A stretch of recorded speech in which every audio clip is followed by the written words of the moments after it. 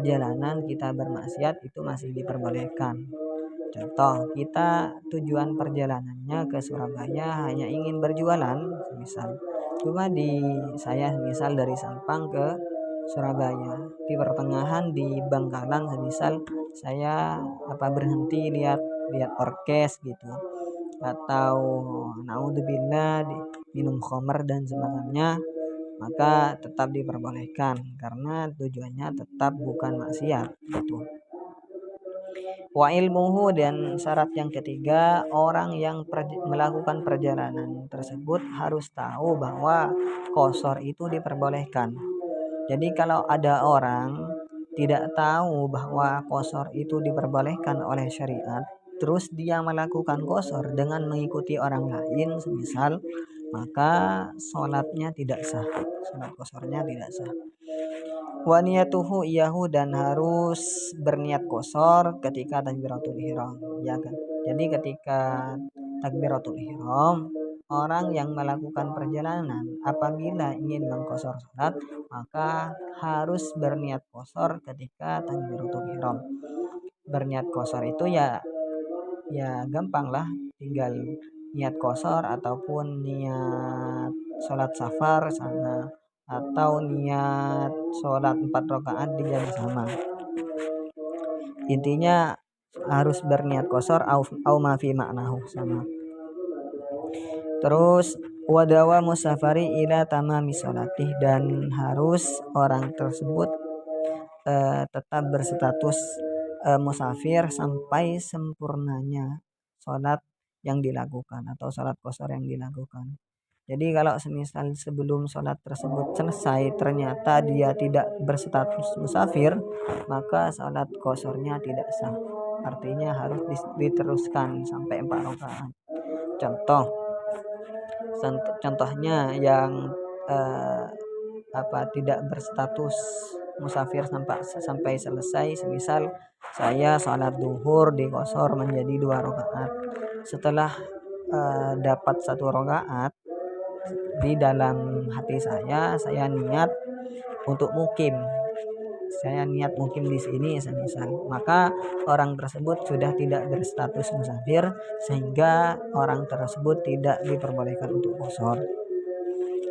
Wala yaqtadiya bimutimin fi juz'in min sholatihi, dan orang yang melakukan sholat qashar tidak boleh bermakmum pada orang yang sholat sempurna di dalam juz dari sholatnya. Jadi sama sekali tidak boleh bermakmum kepada orang yang sholatnya sempurna.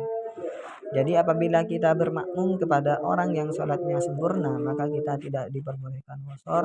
Nantinya dia harus diteruskan, artinya disempurnakan 4 rakaat. Wala yaqtadiya bimaskukin fi safarihi, dan tidak boleh kita bermakmum kepada orang yang diragukan. Kita ragu orang tersebut musafir atau tidak.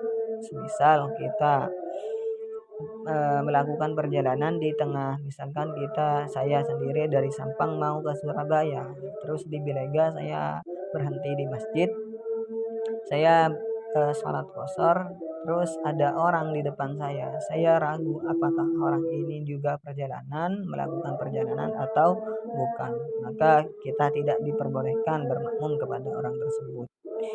Wa ayyaksida maudi'an makluman, dan kita harus perjalanan tersebut harus punya tujuan yang diketahui.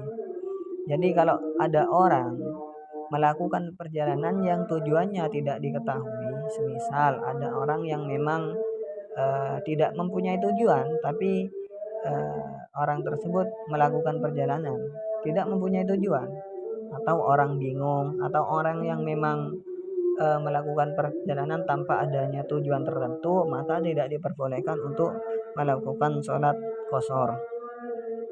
Wa ayyataharraza amma yunafi niyatal qasri, dan harus tidak melakukan sesuatu yang bertentangan dengan niat qashar. Jadi kalau ada orang sholat qashar melakukan hal-hal yang bertentangan dengan niat qasharnya, maka orang tersebut tidak diperbolehkan untuk melakukan sholat qashar. atau simpelnya harus disempurnakan 4 rakaat. Contoh apa? Contoh yang bertentangan dengan niat qashar, semisal orang tersebut di pertengahan sholat qashar berniat untuk menyempurnakan, maka harus disempurnakan. Ini contoh ma yunafi niatan qasri. Wa alla yashukka fiha, dan tidak boleh syak di dalam niat qashar. Tidak boleh ragu dalam niat qashar. Jadi kalau ada orang sholat ternyata di pertengahan ragu apakah dia tadi niat qashar atau tidak, maka harus disempurnakan. Wa yakuna safaruhu di waradin sahih, dan harus perjalanannya tersebut dikarenakan tujuan yang sahih, yang dibenarkan. Contoh tujuan yang tidak dibenarkan seperti, cuma ini khilafiyah dari ulama. Contoh seperti perjalanan dikarenakan kita ingin healing, ingin refreshing dan semacamnya. Ini contoh dari perjalanan yang tujuannya tidak sahih. Cuma ini khilafiyah dari ulama. Ada yang mengatakan tanazu itu termasuk dari warad sahih. Refreshing, healing kita itu termasuk dari warad sahih. Terus ini wa ayyujawiza as-surah, dan kita harus melewati batas desa apabila desa tersebut mempunyai batas. Kalau di desa saya ya berarti gapuro, harus melewati gapuro desa. Ketika kita udah melewati gapuro desa, maka kita boleh untuk melakukan sholat qashar. Artinya kita tidak harus sampai di tujuan untuk melakukan sholat qashar, tapi dengan kita melewati batas desa, misal saya melewati batas desa saya, maka saya diperbolehkan untuk melakukan qashar sholat. Jadi syaratnya harus tujuannya sampai 2 marhalah, cuma diperbolehkannya untuk sholat qashar ketika kita udah melewati batas desa kita, atau melewati keramaian artinya rumah-rumah gitu. Kalau desa kita tidak mempunyai batas.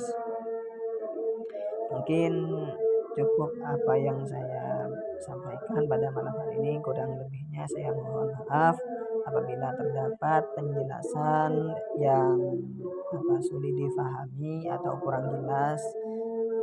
Saya mohon maaf. Akhiran, assalamualaikum warahmatullahi wabarakatuh.